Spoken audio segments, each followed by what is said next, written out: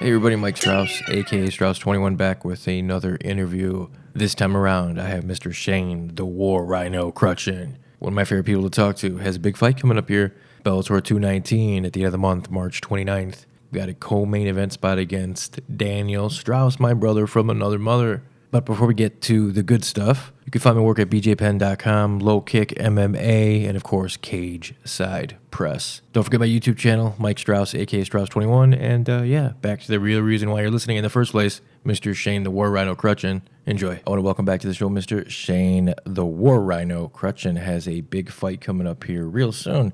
So what's going on, brother? It's been a minute since we spoke. The last time everybody got to see you in action was at the Bellator cage last January, Bellator 192, when you fought Aaron Pico. What you been up to, man? I've been, it's kind of a long story, but, just took a year off, just over a year now. Tried to get a few fights, but I just wasn't mentally ready. I needed to become a better person, so I just took time to kind of develop myself as a person, as a man, and as a family man. So I had a failed marriage, a failed engagement. I had, just a lot of things that were going on in my life that I just needed to pull back and kind of find myself again before I was able to put all into fighting again. I feel you, man, and that takes a lot of I don't even know the word, bro. A lot of fucking intestinal fortitude by you to just man up and say that and admit that. You know, I mean, I think that is a characteristic in your character, rather that a lot of guys don't have, man. To be able to admit that. So big props to you for that, man. Appreciate that. Yeah, I know. And with that being said, it's just surrounding myself with the right people now, as well. And my former fiance, who now is my current fiance, Very cool. she had a big part to do in it, and she, there was a statement that she said. She goes, if you stay like this and you stay on this path, you're going to die alone. And I think that kind of woke me up, and that kind of, grasped me. I changed camps. I surrounded myself, instead of being surrounded by yes men, I'm surrounded by people that tell me, hey, man, you're messing this up. You're messing this up. You need to do X, Y, Z. So here I am. I'm out in Arizona, and I'm prospering. Where have you been training, man? Because I see you on social media, you're posting all kinds of BJJ training stuff, and you look just so happy, man. It looks awesome. Yeah, I'm at the lab with Benson Henderson, with Henry Corrales, Dan the Hitman Hornet. I'm with these guys every day, day in, day out, living with Henry Corrales. And I'm just telling you, man, being able to, find your center again. I went back to heavy gi training at Alliance, and it's just, man, it just brought such a euphoric feeling back to my life. And being able to smile again in the gym is something being a veteran of the sport so many years, if you don't find that thing that can reinvent you or wake you up, you just kind of get lost to the wayside.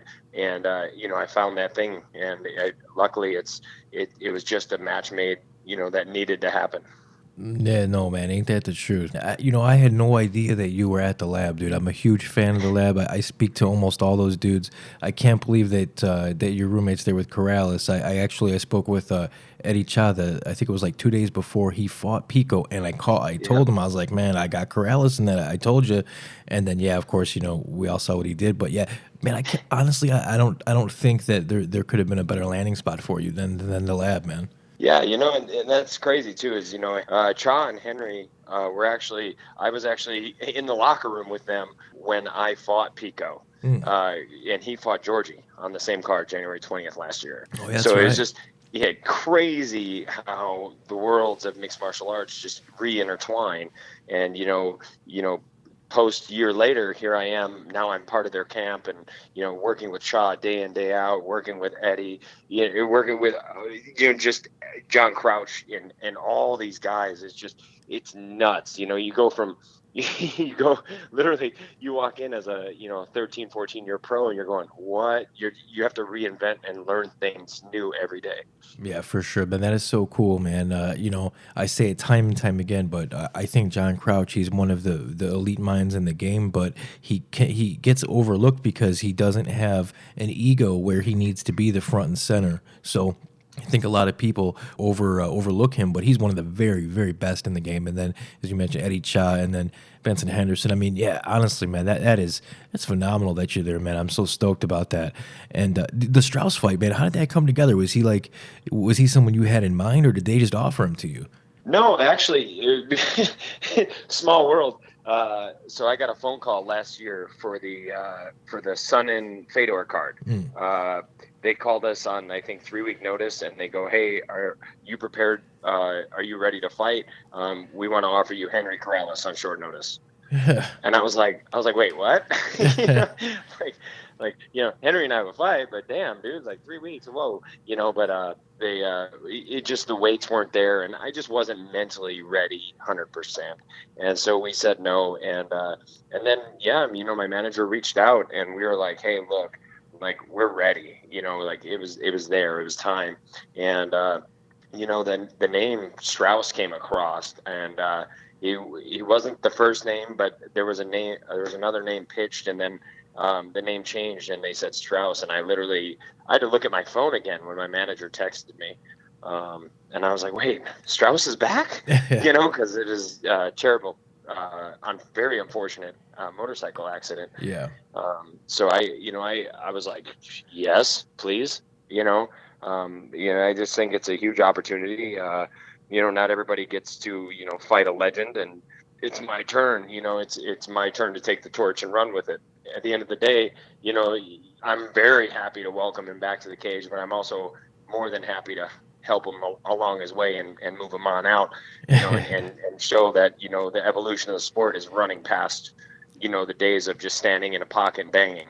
Yeah, and that's the thing too about Strauss is I'm a huge fan. We share the last name, obviously, right? Yeah. But yeah, he's a good dude. But the one thing about Strauss has always been, the people have always questioned his dedication, and that's just one thing about it, But yeah, man, it seems like you guys might be at two different levels in your career. So we're gonna find out real soon. But one thing I wanted to talk to you about before I let you go is, I know, of course, for people that don't know, you are a military veteran, and you're a recipient of the Purple Heart. So thank you again for your service, man. I wanted to ask you if you've been seeing this trend that I've been noticing, where so many former military service men and women are coming back and training, whether it be BJJ or some kind of mixed martial arts. Are you seeing that a lot more now too? I am. I actually, with that, I also train with Kyle Stewart, Guns Up, and so, like, you got these guys, UFC vet, and it was funny because I've known Kyle's name in the mix for years. First day in the gym, Henry Corrales walked up to Kyle and goes, "Oh, do you know Crutch?" And he goes, "Who?" He goes, "War Rhino." He goes, "Yeah, I know that dude." And he turns around, he sees me, he's like, "What?" So it's kind of funny, small world. But we have mutual friends that we both know, but we never served together. So yeah, and I also run a nonprofit in San Diego through Alliance for combat veterans and free PTSD, jiu-jitsu and MMA and boxing and Muay Thai. So they get all that for free. So yeah, it's drawing them in because they're realizing that when you stay active and you find a healthy alternative to drugs, narcotics, alcohol, anything, when you find that healthy thing, it sucks you in, and that I accredit jiu-jitsu saving my life, and I'll accredit that the rest of my life, because jiu-jitsu brings you in and shows you this brotherhood. So yeah, mixed martial arts is the same way. They always say it's only one-on-one. Yeah, no, BS. I think mixed martial arts is one-on-one when you're in the when the cage door locks.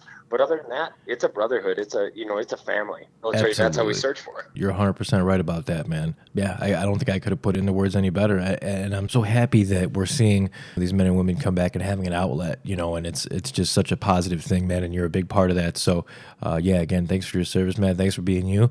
And I want to give you a few minutes here to shout out your coaches, sponsors, whatever you would like, man. The floor is yours. Heads up, first and foremost, thank you so much to the lab and all my training partners over at the lab in Arizona. Without them, I don't know where I'd be, for this fight. And also, just, upgrade management, they kill it over there, and they help me out beyond words, and my final 2 shout outs is one to my fiance, Rena Norville. Without her, honestly, I would have been withered away on the wayside and would never be able to achieve my goal of having, this kind of fight. And also, last and foremost, all the men and women that ever served in the military, current, former, or future, thank you so much for your service. Without you guys, America wouldn't be what it is. Awesome. Well, I appreciate your time, man. You've always been good to me. I want to wish you the best of luck. I won't be there. It's on the West Coast. I'm more of a Midwest guy here.